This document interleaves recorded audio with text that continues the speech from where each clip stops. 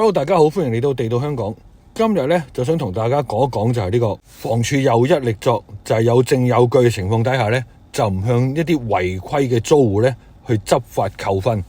咁喺開始之前咧，麻煩大家先幫手訂閱、讚好我呢個頻道啦，同埋分享俾你哋身邊嘅朋友。咁就係一個咧天大嘅笑話嚟嘅，我自己就覺得。今日咧呢個香港01咧就報道咗一單新聞咧，就話喺黃大仙橫頭磡咧就有一對夫婦懷疑俾佢鄰居長年滋擾，包括就喺佢門口掉垃圾啦、大力拍佢門啦，同埋恐嚇咁樣。咁呢兩公婆咧就不勝其煩，咁就喺佢哋自己門口嗰度咧裝翻個 CCTV， 咁啊影到呢個鄰居嘅惡行，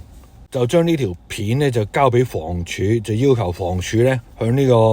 鄰居行使呢個扣分制，咁啊扣佢分啦吓。但係房署咧就回應就話啦，必須由佢哋嘅職員當場擒獲先會被扣分嘅。咁呢對夫婦咧就再向呢個申訴專員公署投訴啦。咁但係咧亦都係冇結果嘅，即係吹佢唔脹啦。因為咧申訴專員公署就話啦，房署已經解釋咗呢個舉證嘅責任咧就喺房署。咁房署拒絕接納影片嘅做法咧係冇唔合理喎。不過咧，申訴專員公署就話啦，呢個制度咧並冇要求必須有相關職員當場目擊先能採取扣分制，所以咧呢對夫婦就入稟法庭要求司法覆核啦。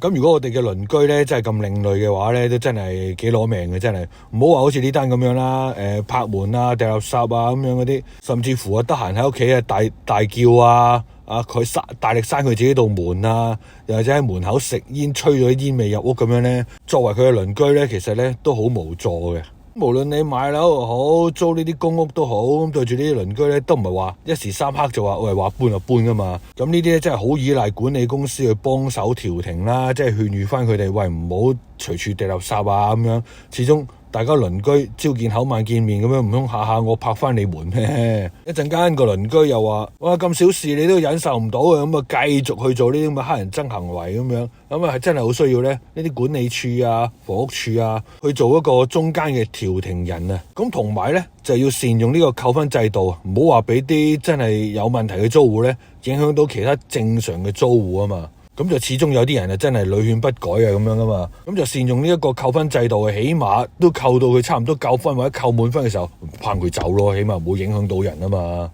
不過咧，房署呢個答案咧真係好出人意表啊，同而家呢個社會咧真係有啲脫節反其道而行啊。佢哋嘅意思咧就係話必須要由署方嘅職員當場斷正咁樣咧，先至可以正式立案嘅。即係我睇到佢個職員睇到佢拍門啦，睇到佢掉垃圾啦，咁先可以正式立案扣分嘅。咁好老實講啦，隔離屋啦、拍門啊、掉垃圾啊咁樣，呢啲都係一瞬間嘅行為嚟嘅啫。咁等你啲職員嚟到，佢都翻咗屋企啦，同埋大家都了解啦，就係所謂嘅巡樓係咪真係咁徹底先？又或者幻想一下會唔會相關嘅職員咧曾經路過、聽到、見到，但係咧就唔想做嘢情況底下咧，就扮唔知咁樣行咗去算數咧？嗱，我自己估嘅咋嚇。不過咧，巡樓就路線固定，時間又固定，而面對呢啲另類嘅鄰居咧，就24小時都要面對啦。咁巡樓嘅時候，真係遇唔遇到咧？咁點解房署會拒絕接納呢個閉路電視作為相關證據嘅主要原因呢？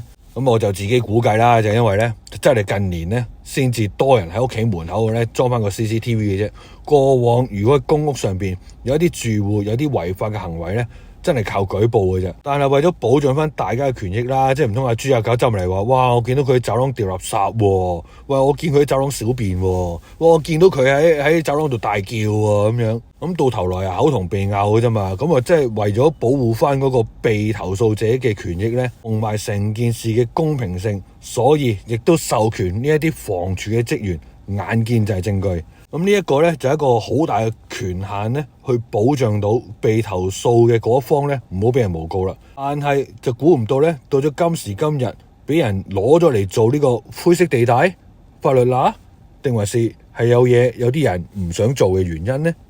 咁啊睇翻報道咧，就話負責呢一個橫頭磡村嘅管理公司咧，卓安物業顧問有限公司咧，佢哋就話啦，通常呢啲影片就唔會俾房署接受嘅。必須要靠呢個卓安物業顧問公司當場擒獲，房署先會接納嘅。跟住咧，亦都有呢個房署嘅房屋事務經理蘇日光先生咧，喺佢同呢個當事夫婦會面嘅時候咧，有段錄音就話啦：我哋真係要做到零瑕疵先可以做到佢咯，因為有辯駁位嘅嘢咧，我哋都做唔到噶啦。其實有啲咩辯駁位咧？段 CCTV 片你要幾長有幾長啦。